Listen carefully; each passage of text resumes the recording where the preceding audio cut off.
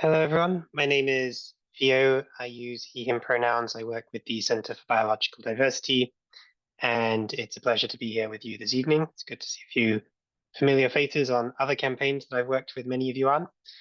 This evening, I'm going to be talking about the campaign to stop the Montezuma Carbon Hub Project in the Bay Area, and why we're seeing this as a real threat to communities in Solano and Contra Costa County, as well as across California.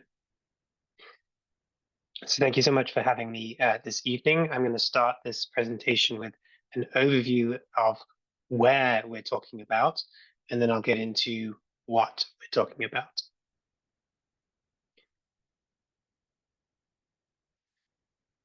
So we're talking about a project by a company called Montezuma LLC. These developers are proposing to capture carbon dioxide from polluting facilities around the Bay Area, transporting it via a 40-mile underwater pipeline or by barge, and then injecting that CO2 near sensitive wetlands adjacent to the Sassoon Marsh. The proposal is to start off with the PG&E fracked gas power plant near Antioch, transporting about 1 million tons of captured carbon from that Antioch power plant to the injection site every year for 40 years. So that's already a huge amount of throughput. The project would then expand to refineries and power plants all across the Bay Area to transport and so supposedly store between 3 and 8 million tons per year, so even more throughput in that pipeline network. The yellow line that you can see on the slide in front of you is the proposed pipeline route, and you can see the different power plants and refineries that the developers are proposing to connect up to in their application materials. And it goes all the way to the Chevron refinery in Richmond. So we're talking about a massive project scaling both Solano County and Contra Costa County, connecting up refineries around the Bay Area, capturing carbon and pumping it through this pipeline network to that injection site.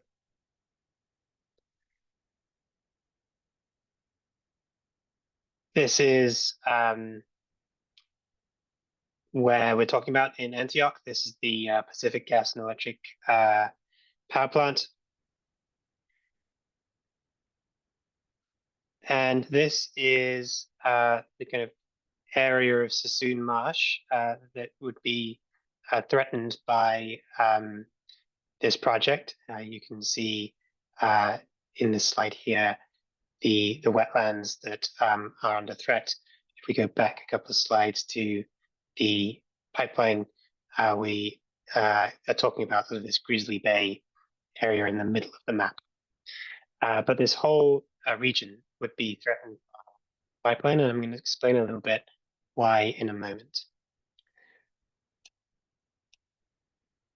And this is where we're talking about again, the Sassoon Marsh is the largest wetlands in Western North America. If you're taking the Capital Corridor Connect train from the Bay Area to Sacramento, you can kind of get a sense of the beauty of this region as you pass through towards Sassoon and Fairfield. And the Delta area more broadly is crucial habitat for wildlife, including many species of birds. So that's where we're talking about. We've zoomed in on that. Now let's zoom in on what we're talking about. What is carbon capture and storage? This is a technology that promises to capture some carbon dioxide from polluting facilities, compress it, and then store it indefinitely underground. So far, not a single example of carbon capture and storage delivering on its emissions reductions at scale and at the scale of being applied to industrial facilities has been proven to work. So there isn't a single example in the United States of this technology actually working. It's expensive and a dangerous distraction potentially from emissions reduction strategies that we know do work, like energy efficiency, wind and solar, etc. This technology is becoming increasingly concerning and is becoming increasingly something that we talk about because it's receiving billions of dollars in public subsidies and money. That was turbocharged with the passage of the Inflation Reduction Act, has been added to through the so-called Big Beautiful Bill. And so we're seeing huge amounts of public funds going towards propping up this dangerous technology that we don't even know works.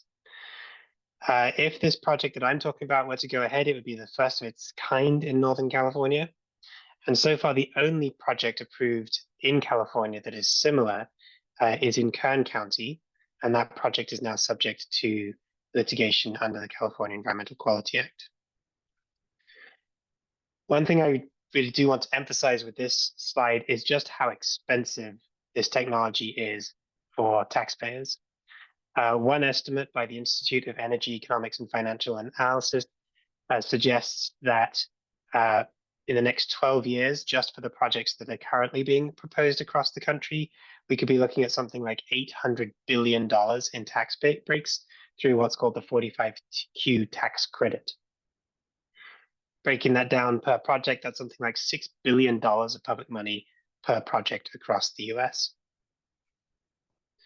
And I would encourage you all to think about what other things we could pay for with $6 billion that we know actually do work.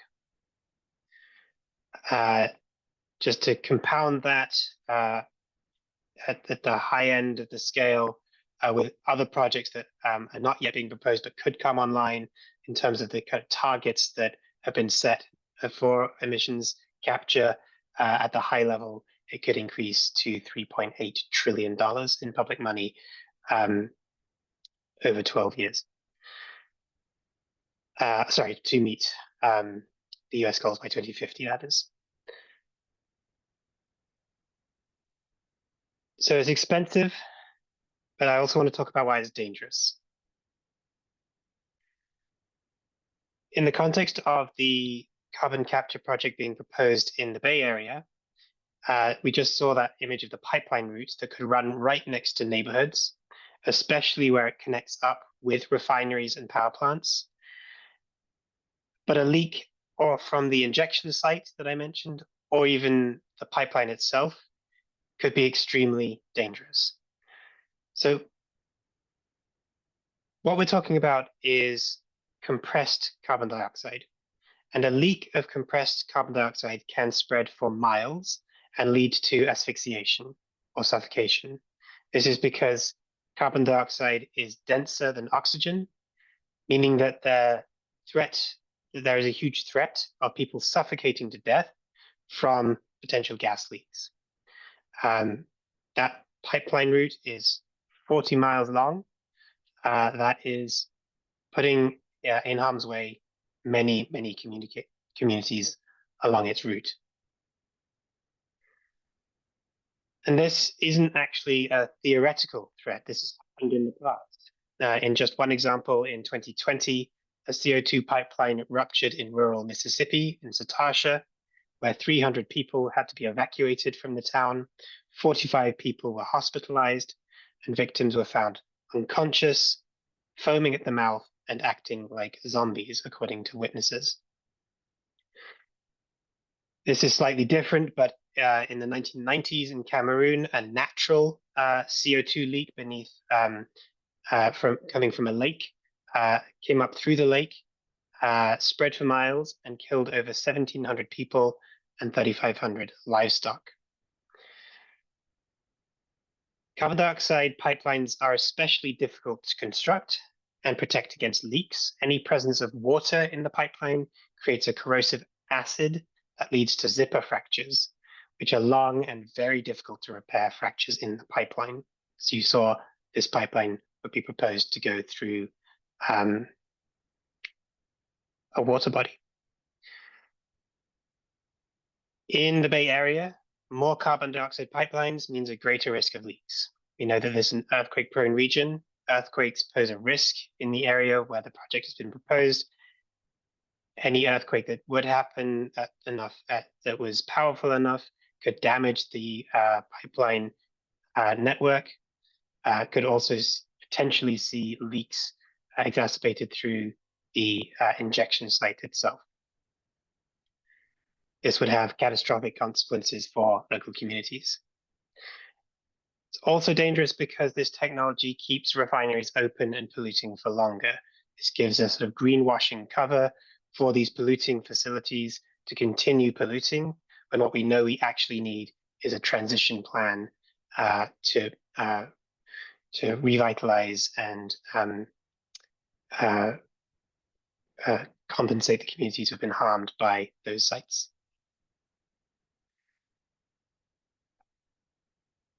A little bit more information about why carbon dioxide is this sort of invisible threat here on this slide. It's odorless and colorless. That makes its detection quite difficult. As I mentioned, it's an asphyxiant, but it also acidifies blood and tissues. Displaced oxygen in the air has the potential to cause long-term health effects and casualties both for humans and animals. And in fact, some of the people who were harmed in the case of Satasha in Mississippi are still recovering, and has been classified as a hazardous substance by OSHA. The pipeline industry itself, and this is now not just talking about CO2 pipelines, but pipelines for oil and gas and fossil fuels in general across the United States, is hardly a reliable industry. It is not a safe way to transport hazardous materials. In the last 20 years, there have been over 12,000 pipeline incidents, resulting in 258 fatalities and $11 billion in estimated costs. And that's according to the government agency responsible for overseeing pipelines nationally.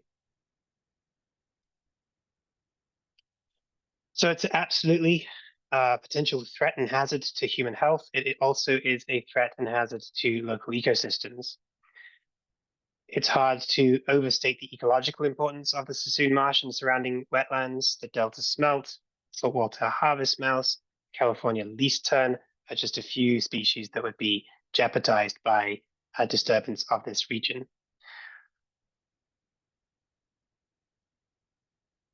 The injection site itself is located about a mile away from the Montezuma wetlands. The CO2 can spread 4 miles, and the pipeline route runs very close by them.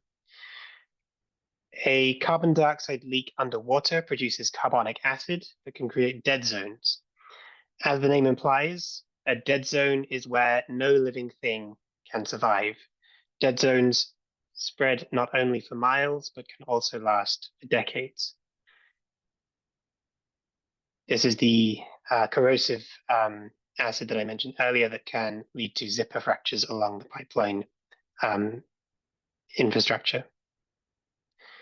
Sassoon Marsh itself is a really important place for recreation for the community, a place that many consider the jewel of the county. So, where are we at? The project developers have proposed this project, but where are we at in the regulatory process? So the developer finalized the application to the Environmental Protection Agency for injection well permits in November of 2023. And on this map, you can see where the injection well would be sited, that purple and black dot in the middle of the screen. Directly responding to that, over 80 organizations representing thousands of Californians wrote to the Environmental Protection Agency expressing concerns with the project. The EPA found that the application was incomplete in the summer of 2024 and asked the developer for more geological information before resuming their review of the application. That review remained on hold while the developer is gathering test well data. Now, obviously, under the new administration, the Environmental Protection Agency's pause on this review and request for further information could indeed be rescinded, but so far we haven't seen them do that. So Montezuma, the developer, has applied to Solano County for permits to drill this test well to test the geology in order to answer the questions the EPA had for them. They applied for that back in January of this year, but the county found that that application was incomplete, and so the company was given until July this year to resubmit their applications. Now, we haven't actually seen, it's now August, we haven't actually seen those application materials, or we don't know, and we don't know yet whether they have actually reapplied.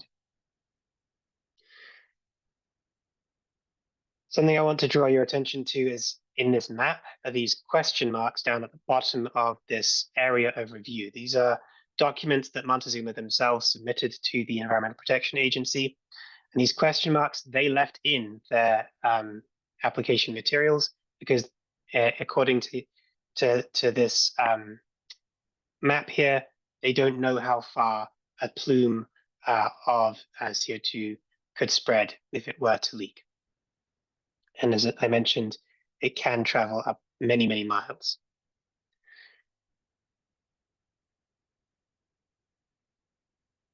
This is a large and complicated set of regulatory agencies that are responsible for permitting different aspects of this project as a whole. And I've got a list of some of these on this slide here. But for simplicity's sake, the ones that we're focusing on right now are the Environmental Protection Agency, which permits the injection well at the injection site, and Solano County, which is responsible for providing the land use permit. And we are also likely to see the Office of the Fire Marshal involved because, as I'll mention in a moment, they after the passage of a couple of bills likely to move through the legislature this session, the Office of the Fire Marshal will be responsible for pipeline safety for CO2 pipelines. There will be other permits that they will be required to apply for, but those two are the first ones that we know moving more quickly. So yes, as I mentioned, there are two bills that are moving through the California legislature right now. And they've really gone through unopposed, unfortunately.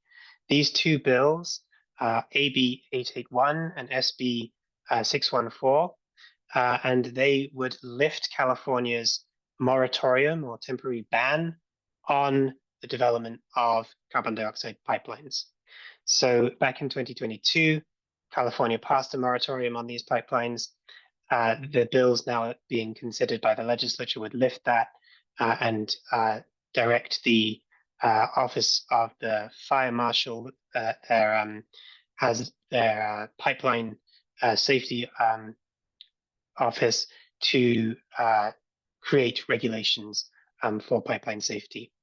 But those protections, those critical protections that we've been relying on since 2022 are looking likely to go away, which means that Solano County is going to be the next kind of bulwark of defense against this dangerous project. So to summarize what I've shared today, this image here is of a CO2 pipeline leak test. And as you see here, it doesn't float away, it stays close to the ground. And that's what's displacing the oxygen from the air that we breathe.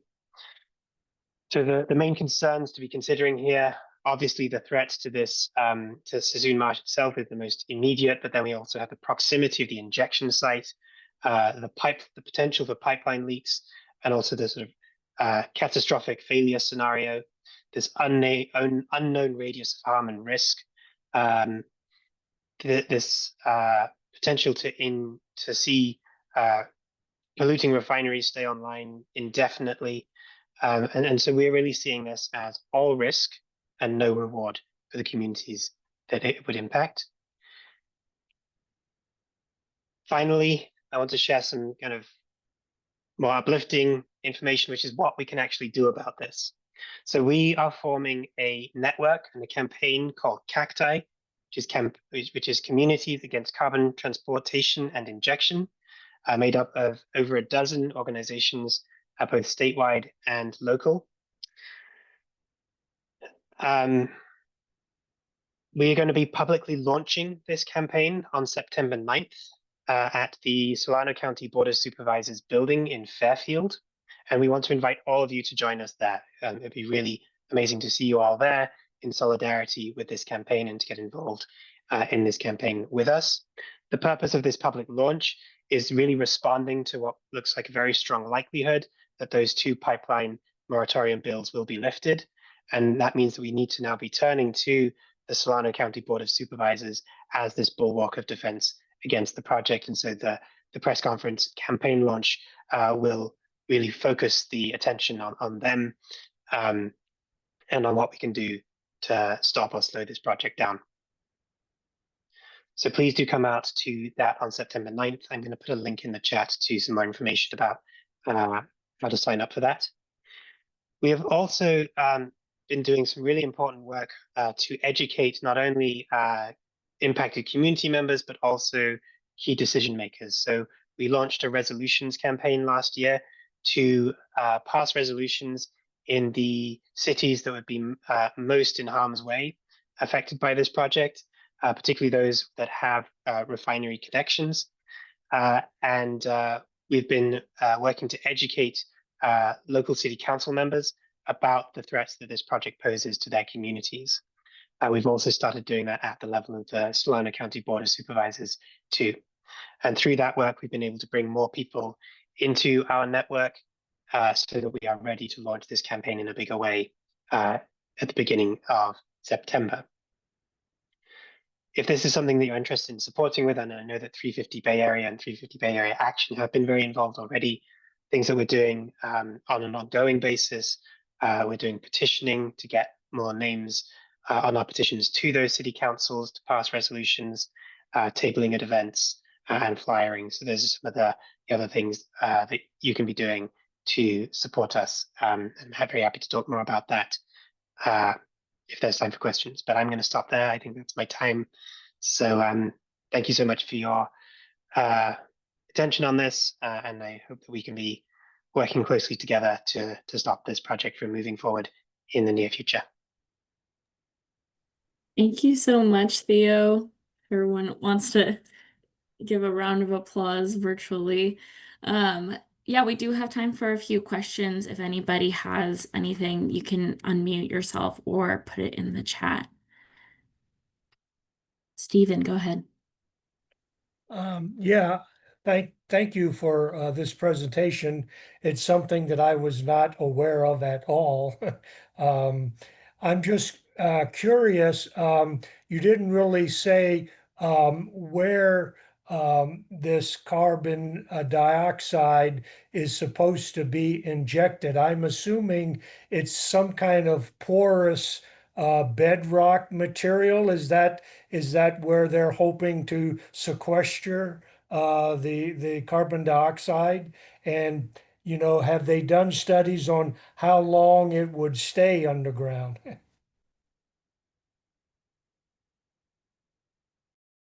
Sorry. Yeah, great questions. So the idea, I think, is to inject it into a depleted saline aquifer. I think it actually says here, does it say?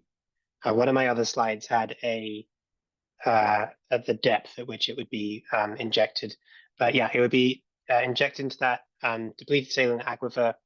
And then what the developers have been asked to do by the Environmental Protection Agency is confirm whether that compressed CO2 could be stored in that geological formation without changing its condition. So if it were to become a gas, then it's much easier for it to leak. And so it needs to stay in what's called this supercritical state. And the geological conditions have to be just right to keep that pressure up so that it does stay in that state.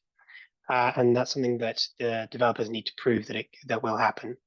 How they can prove that I think EPA says that it has to be demonstrated for at least 40 years that it will stay in place. How they can actually prove that, I'm not entirely sure. But the time frame that they have to be able to say that they can keep the CO2 stored beneath the ground for, at least they're responsible for, is 40 years. And in this map, I just wanted to point out kind of where we're talking more specifically. The area outlined in black is where the injection site would be. And this is kind of a close-up zoom in on the injection site region.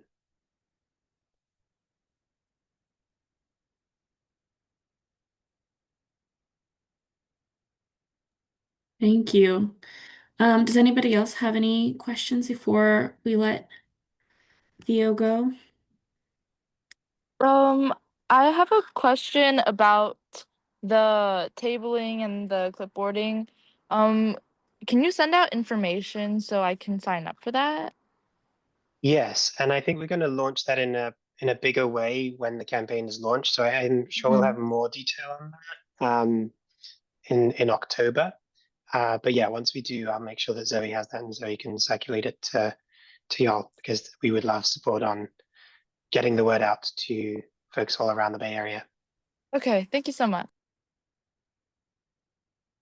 Well, thank you so much, Theo. We really appreciate you coming on and sharing about this project. I think that was a really awesome, like, crash course, everything you need to know for the time being, and definitely encourage folks to stay tuned. We're gonna definitely share any information we have as things develop, and encourage you to go to the press conference on the 9th.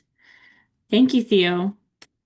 Thanks so much, y'all. I've just put the information in the chat for signing up to join the press conference. And if you're able to help recruit, we've got our recruitment packet, which I will put in the chat as well. Really appreciate y'all's time. Thank you.